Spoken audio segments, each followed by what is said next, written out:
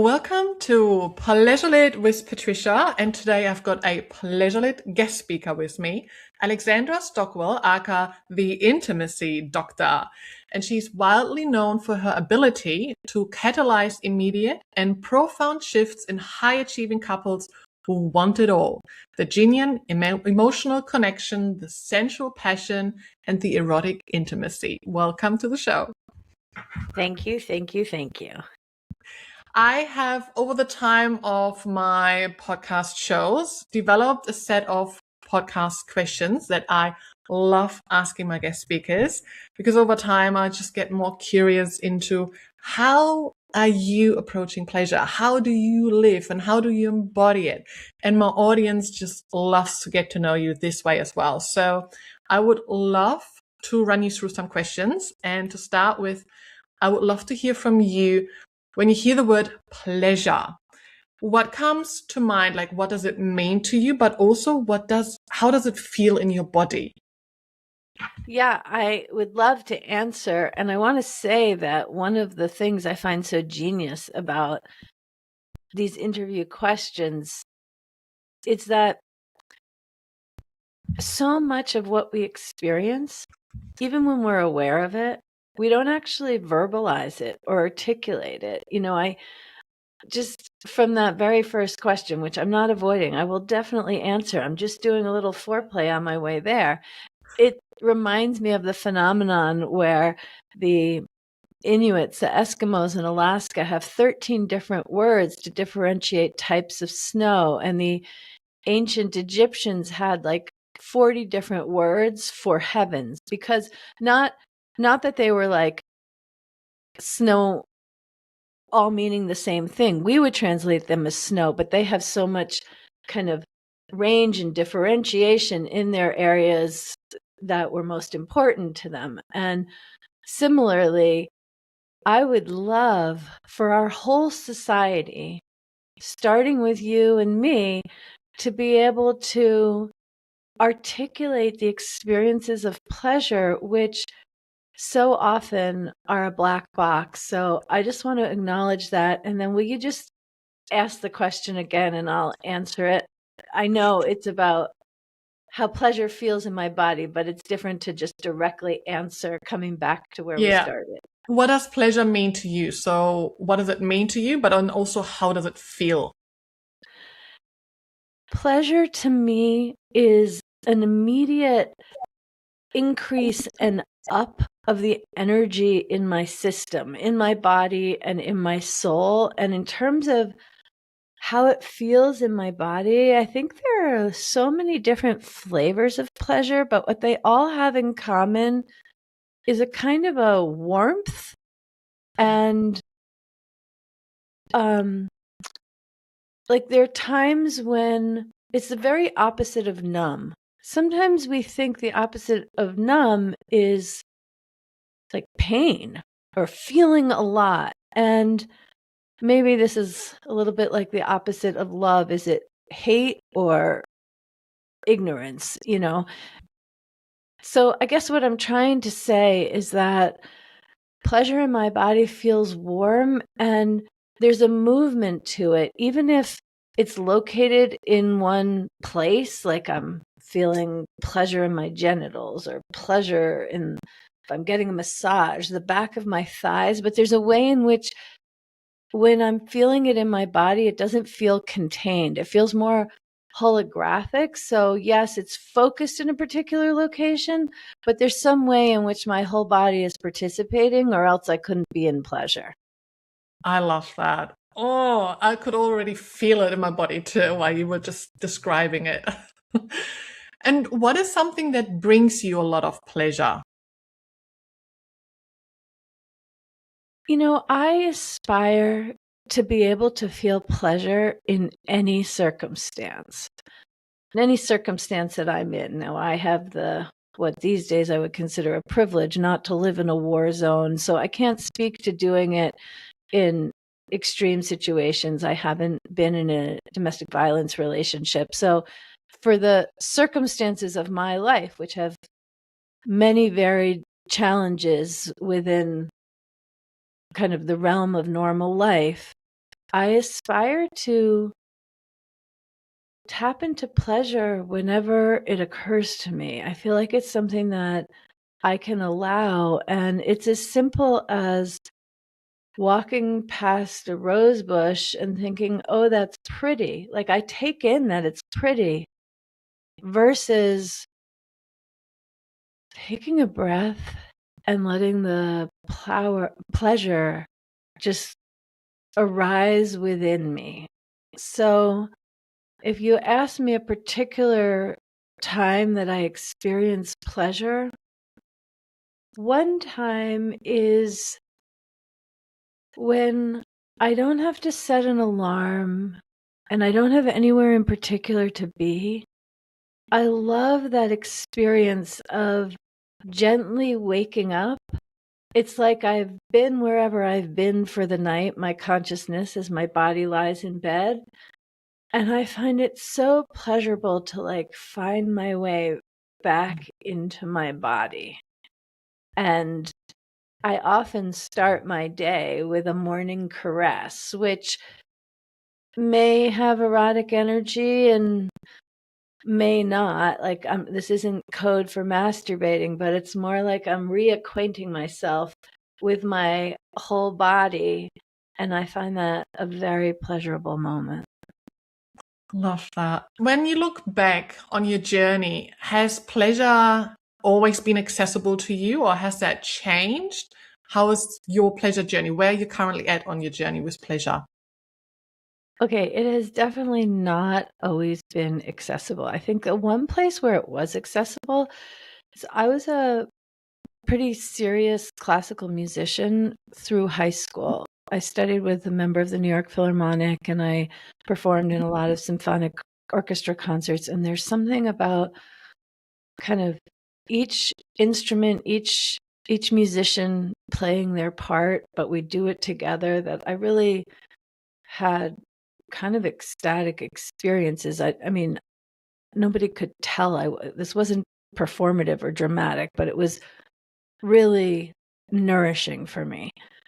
But in general, my ability to experience pleasure, no, I couldn't have comfortably participated in this conversation at all. In fact, one of the trainings that I did was learning a particular sexual practice where my role as a woman was just to lie back and receive. In other words, there was nothing for me to do except experience pleasure. And the first time that I went to a training where I didn't even participate in the practice, it was just a day-long training where I learned all about it. And now, in hindsight, I would say that there was all of this pleasure rising in me as I opened to how it would be to experience this kind of a practice. And it was so unfamiliar to have that energy rising to those levels in my body that afterwards, instead of what if I had that kind of experience now, I would probably go home and make love with my husband or go for a walk in nature. Like I know how to expand myself to hold that much energy and pleasure, but I definitely did not some years ago. And so what I did, like zero consciousness. It is so funny now, but I had no idea what was happening in the moment. I was kind of checked out. Well, I went to like a little restaurant and I had a burger, and it was the most delicious burger of my life because my senses were heightened. I was in the pleasure energy, and it really was like too much. It was overwhelming, although I couldn't have said that then.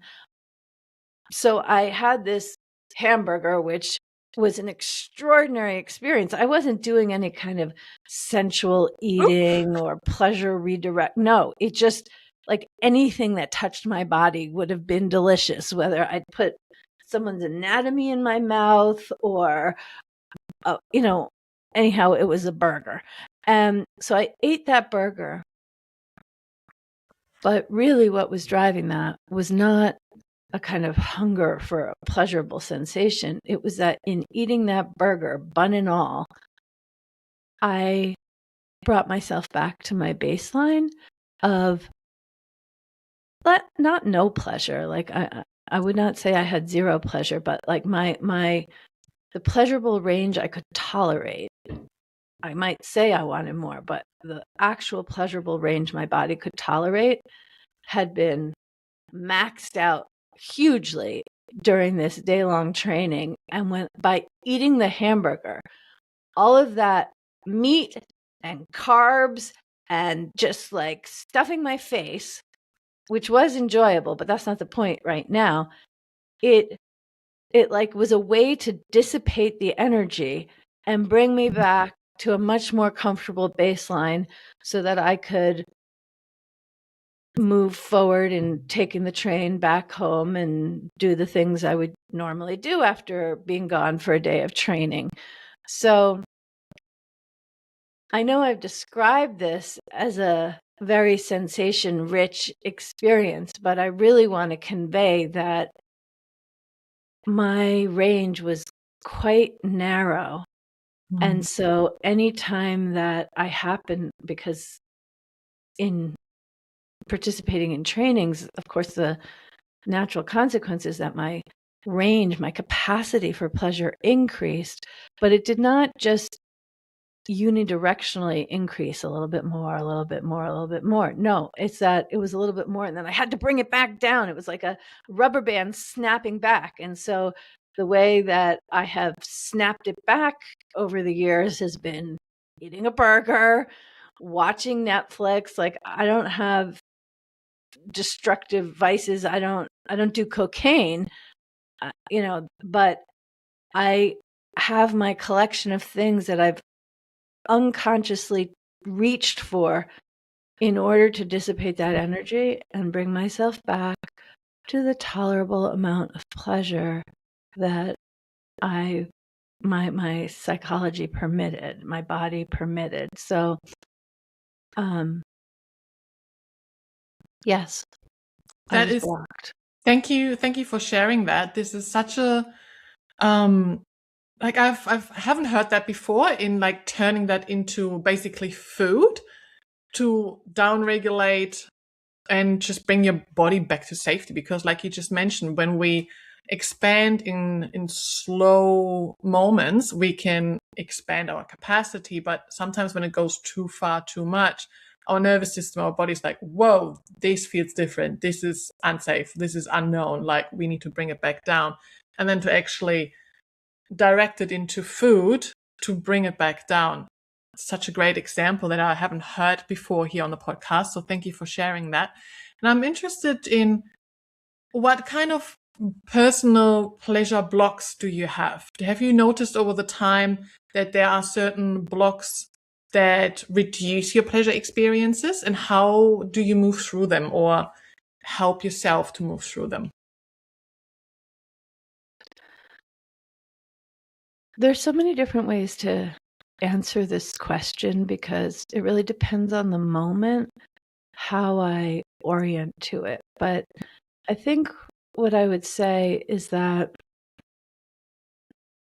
my overriding block to pleasure is not being incarnated, not being in my body. So whether I check out because someone said something and my feelings got hurt, or I check out because I'm exhausted and I haven't had enough sleep, or I check out because I just have needed to be mental and concentrate on what my 4 children need and my husband and like just making sure things happen, like, or financial challenges. There's so many different ways. This is definitely not an exhaustive list of the things that kind of, building on what you just said, it makes it not safe for me to be in my body. And then I check out. Now, if you had interviewed me 20 years ago,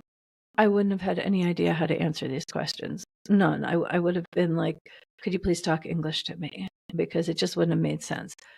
If you had interviewed me, let's say 10 years ago, I would have understood the value of these questions and seen what you were getting at and answered them, because I'm an extremely well-educated person with a quick mind. And so if you ask me a question, I'll have an answer to it.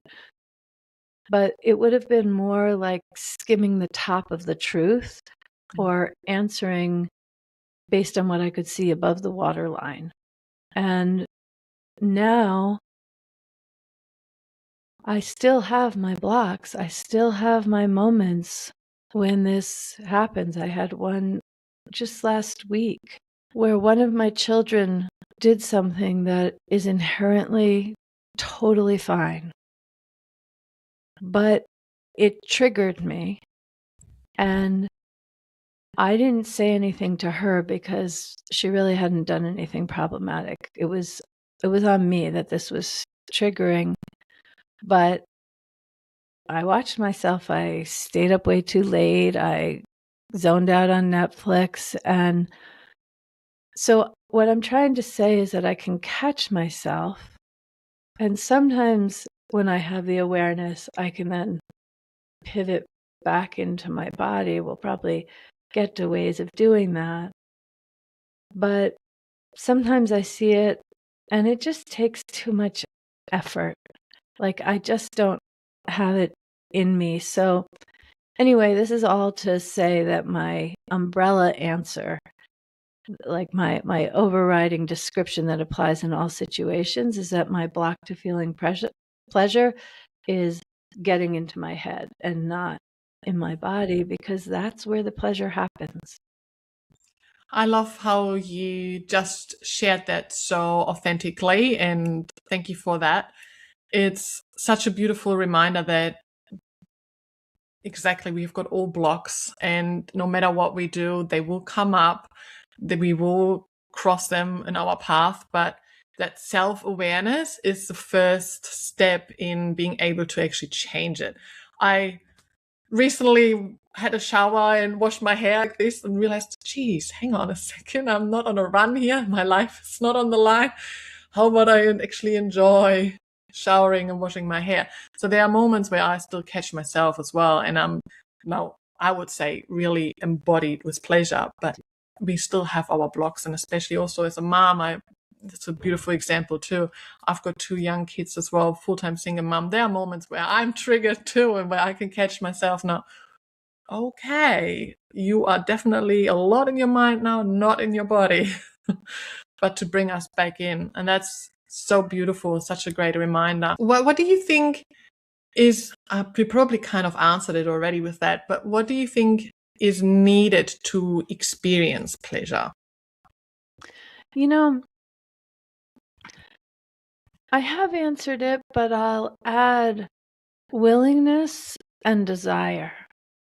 And with that, I really believe that any woman willing to go on whatever her healing journey needs to be absolutely can access more pleasure.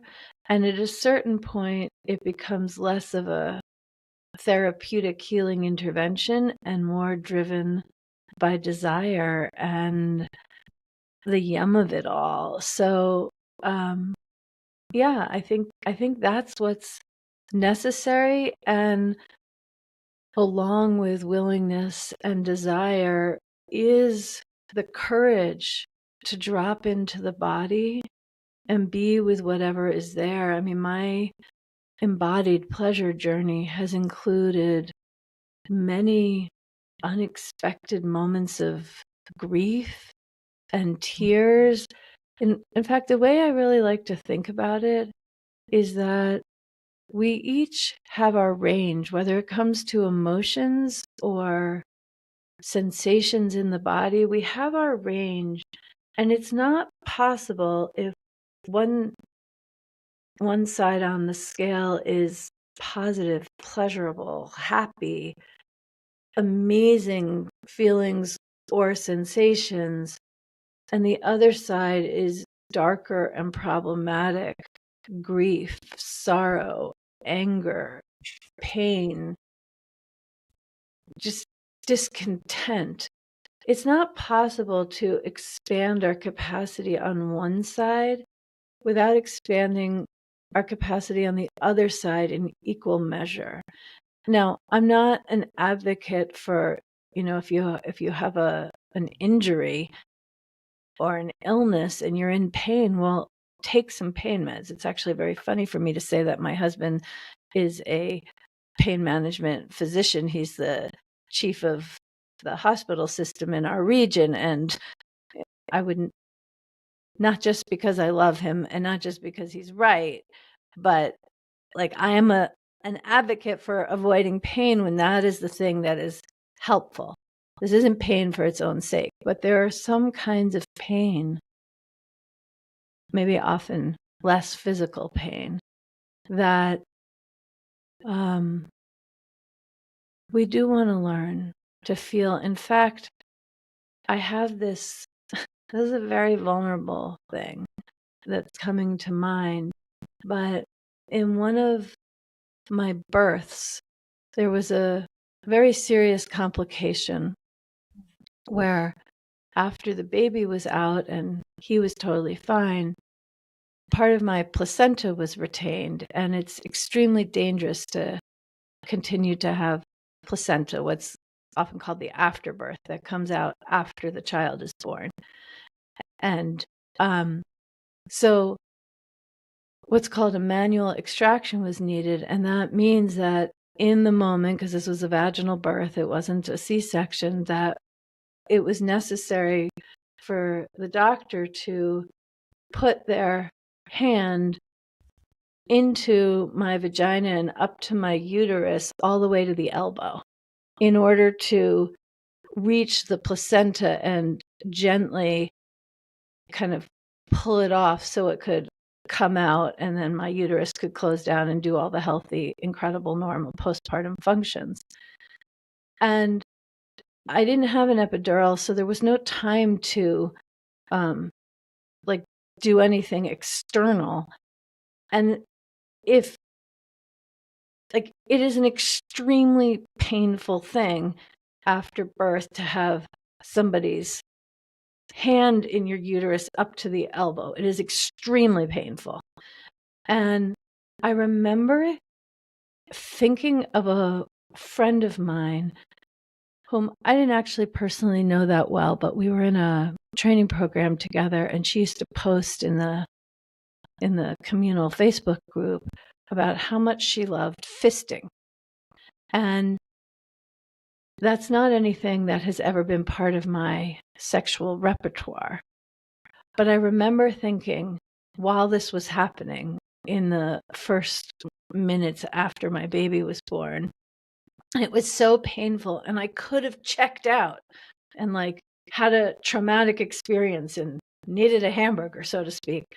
But I remember, I have no idea how I had the wherewithal to do this, but I remember thinking of these posts from this friend who had newly explored fisting and loved it so much, and thinking, okay, if this is the sexual pleasure that she pursues and she feels so turned on when someone's fist is all the way up inside her, there is something that I can expand into and tap into, not to feel turned on and orgasmic, but not to suffer with this excruciating pain.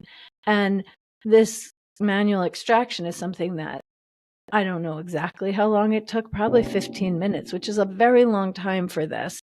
And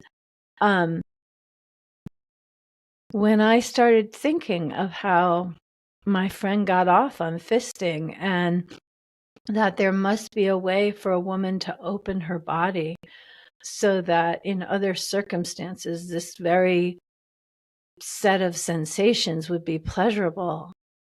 And it went from excruciating to totally tolerable. I don't know that I got all the way to loving it. That's not the case. Like, I was interested in being able to complete the birth, relax, and enjoy my baby. But it just wasn't problematic.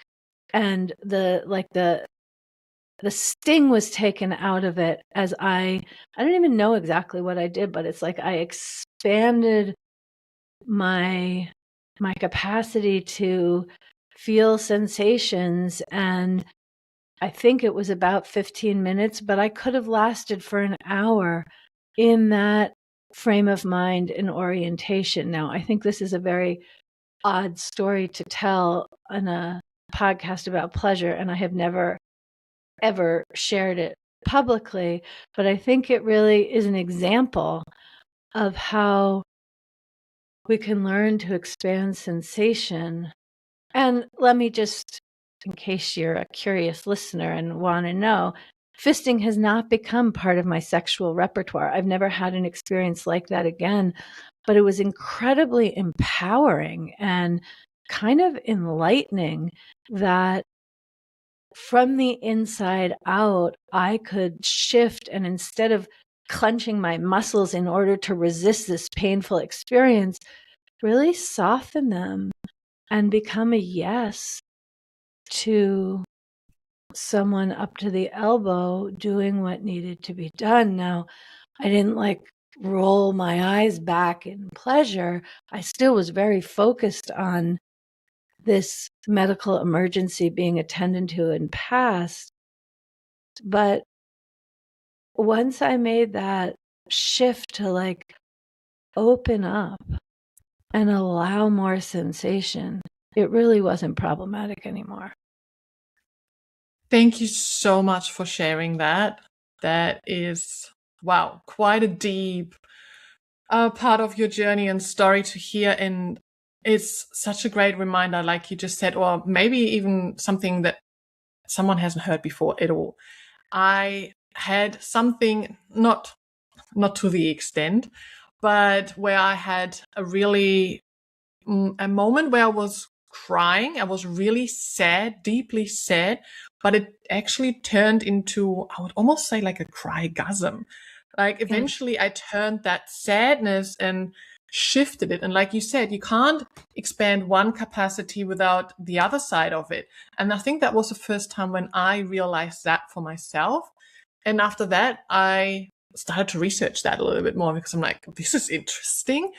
And I came across someone who, for example, explained it with vomiting, which is like a really disgusting thing. And she hated it. She, like, just even thinking about it would like disgust her. Yeah, there are But people who have very severe phobias. yeah, but she eventually turned that around to make that pleasurable for her. So it's still not something that she would pursue, but if it now happens, she can put herself into her body so deeply that she turns that into something pleasurable. That fascinated me. I was just like, wow. So we can work on different things. And after that, I found out people who can turn really painful experiences to even to the extent that eventually, she said it was practice. So eventually it would be similar to your situation, I would say, where you first just tolerate it. But if you probably have this more and more, you could probably really turn it around into a pleasurable experience. So that was really, really interesting to hear. And that was just, wow, such a confirmation of how and what's possible. Do you know how after you've gone through something really challenging in your life, let it be heartbreak, trauma, a really potent, difficult, and challenging time in your life, and you've done the work, the healing, maybe listened to the podcast, read the books, but you still don't really feel it. You know, there's more to life, more aliveness, more pleasure, more sensation, more feeling. This is where I come in. I help you to alchemize those blockages, the numbness, the disconnection, or the overgiving and people pleasing into pleasure lit, that delicious energy that makes you feel connected to your body, safe to receive pleasure, and makes you feel lit from within, alive, radiant, magnetic, Pleasure Lit. I am Patricia, founder of The Pleasure Lit Way and Pleasure Lit Alchemy, which is my signature method that blends somatic healing, tantra, breath work, embodiment, energetic work, yoga, trauma-informed practice, holistic health, wellness, and well-being into a grounded and transformative path back home to yourself. I am certified, multi-award winning, a best-selling author of The Pleasure Lit Way, but most importantly, I am the woman who has been there and who has made this transformation. I've got the lived embodied experience. Choose your path on The Pleasure Lit Way at pleasurelit.com. Yes. And for me, it was an extraordinarily educational moment because I'm not otherwise in situations where I'm experiencing that much pain. But if I could take that much pain and shift it into totally fine, I'm clear that it's a comparable process to take some sexual experience, which is totally fine, and shift inside myself to take it and open and make it extraordinary and orgasmic. In other words, for me, I don't particularly have the goal to turn that sort of an experience into something pleasurable that I want to repeat. So in other words, what you're describing with the woman with the vomit is she turned the vomit into something pleasurable. For me, the lesson was that in the moment, I had the capacity from the inside to shift the nature of my experience. And I knew from well before that I have the capacity to shift how I'm thinking about something, to reframe it, to adjust my mindset and so forth. But the lesson in this for me was that in the moment, I have the capacity to adjust the nature of the experience that I'm having. And so if I'm in bed with my husband and the sexual energy feels a little dull, as sometimes happens when you're doing something that used to feel incredible and now you do it and it's just a little bland, or my mind starts to wander instead of being present with what we're doing together. I don't actually think of this experience just after I gave birth, but I do draw on the lesson and breathe and open and allow so much more pleasure in that moment. Yes. And with that being said, so we've just talked about like pleasure blocks, but then there are also portals to pleasure. And these are basically like entry points, how we can tap into it. And I'm interested to hear, like on your day-to-day life, what is like maybe a favorite pleasure practice, a ritual, a tool? What is something how you ensure every day, or in a day-to-day life, how can you tap into your pleasure? Okay, well, one thing is that I am not very disciplined. And what I mean by that is I don't have a routine that I've been doing for years. Like, for me, part of the fun is in the exploration and seeing what would be delightful today. So I've had times where even just for 5 minutes, putting on some music, closing the door. There's no performance. This is for me. And usually my eyes are closed. I find that very helpful. I don't want to see what is in my office reminding me of other things, but just closing my eyes and moving to the music, which is such an invitation to get into the body. Like, that is one thing that I have done that never fails. And it's actually surprised me how sometimes just like 2 minutes will do that.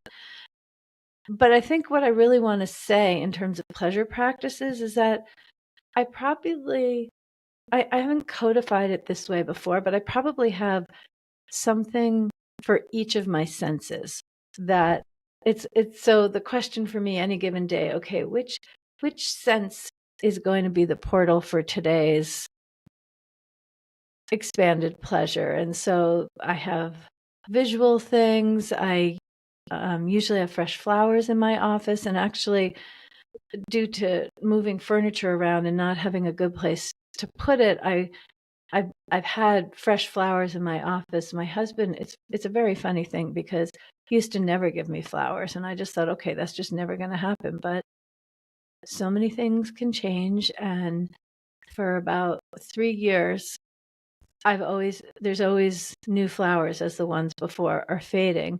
But we moved and I didn't have a good place to put it. And so I just said, you know what? I don't need them. And I felt the lack, because that is one of my pleasure portals, is fresh flowers. So I figured out the furniture, and they're not in view to you, but I have these incredible red roses right now.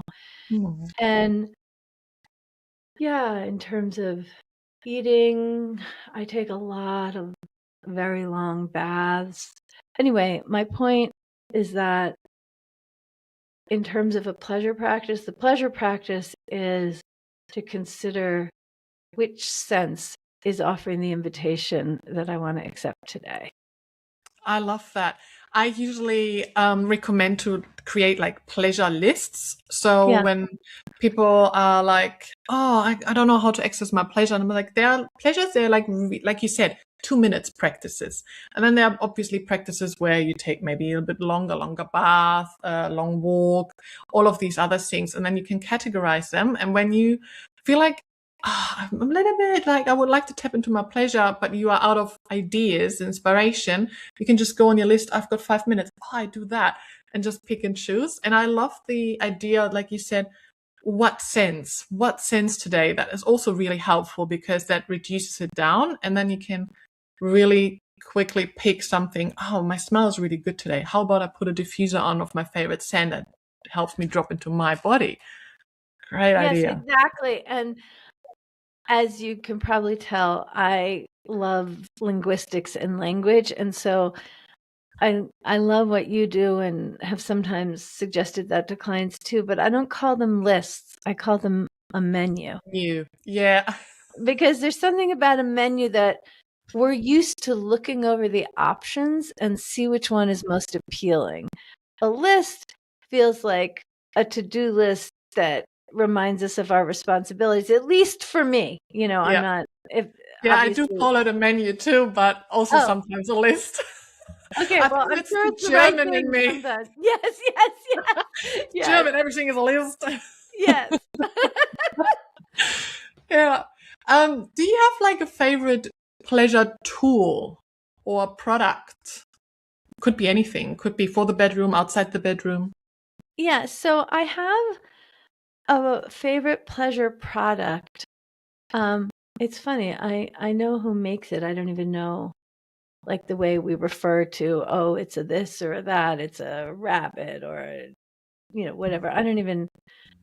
It's made by Taboo, Tabu, which is a very vanilla. Actually, it's an amazing company that I'll just talk about for a second. A woman who I think was in her late 20s, talking to her very attractive mother who was 50, who they had some kind of an exchange where the mother indicated that she doesn't have sex anymore. And the daughter was shocked and saddened, and she's built a company around creating essentially sexual wellness products for sophisticated, discreet women. Like, there's no pornographic images, there's no like cleavage. It's more like interior design with palms, and I mean, not hand palms, like palms, the plants. Like, it's a super elegant, and the packaging is very elegant. It's not your typical like sex toy. But one of the thing that I have from them, which you would know if this is available with other companies, given all of your expertise with pleasure tools, is heat. That's the thing that I wanted to say, is that I love having I think they might call it a massager. Anyway, it's a vibrator with a heat option. And I just love the heat on my clitoris, the heat inside my vagina. Like, it's not hot that you would burn yourself, but actually it's funny because your very first question of how do I describe the sensation of pleasure in my body? And one of my responses was warmth. And that is true in terms of a sensation, but one of the things that just is an immediate invitation to relax and experience pleasure and be in the frame of mind and frame of body to be responsive and open to whatever pleasure is to follow is having this vibrator that has heat as one of the options. Love that. Warmth. Such a great connection. And how do you help others to experience pleasure? My clients tend to be highly educated, highly ambitious, high performing doctors, lawyers, people in tech, engineers who are extremely logical, and they need to understand. And once they understand, then they find the courage to allow more pleasure. It's not going straight for the tool. It's finding the understanding for why this is important, because they have built their lives without the kind of pleasure that they come to learn from me. And most often, the place that we begin is really with communication, which can sound dry, but actually, the same way that in this conversation we've talked about blocks to pleasure, I would say one of my biggest focuses is on blocks to connection. And that is blocks to connection with oneself, which is more what we've been focusing on, but also blocks in connection within a couple. And so often when the blocks to connection, when you might feel disconnected or you might not, but there are things you just wouldn't say or things you don't want to be thinking, just ways that you can't really be at ease and open with one another, that once those blocks are thawed and eroded, very often pleasure and erotic energy just flow as a result of being more emotionally connected. And sometimes we also talk very specifically about how to experience pleasure, but my real focus is on blocks to connection in high-performing couples. And where can people find you if they would like to work with you? AlexandraStockwell.com. That's my website and my hub. From there, you can find my app, the Intimate Connection app for committed couples, my book, Uncompromising Intimacy, my podcast, the Intimate Marriage Podcast that you've been a guest on, and all the other programs and courses I have going on, AlexandraStockwell.com. Awesome. Thank you for sharing. And connection is actually a huge part in pleasure experiences as well, because when I've written my book, The Pleasure Lit Way, connection is one pathway to pleasure. And under connections, there's like connection to self, to others, to money, environment, the universe, life itself. It's such a huge part as well. So I think it's really important work that you help others to connect with each other in a more deeper way so they can experience pleasure with each other. If you would have one tip to give for someone for pleasure, what would it be? It would be to start your day with a morning caress, to breathe slowly, allow a leisurely moment with yourself, connecting with your body before you move into your day. Oh, love that. Thank you so much for sharing your story, parts of your journey with us, with connecting with us, and thank you for coming onto the show. Thank you. Pleasure, Patricia. When you liked this episode and found it helpful, please give my show a 5-star rating and also share it along so we can spread more pleasure into this world. You can also share it on social media and tag me in it so I can see it and reshare the love. Sending you lots of love and pleasure.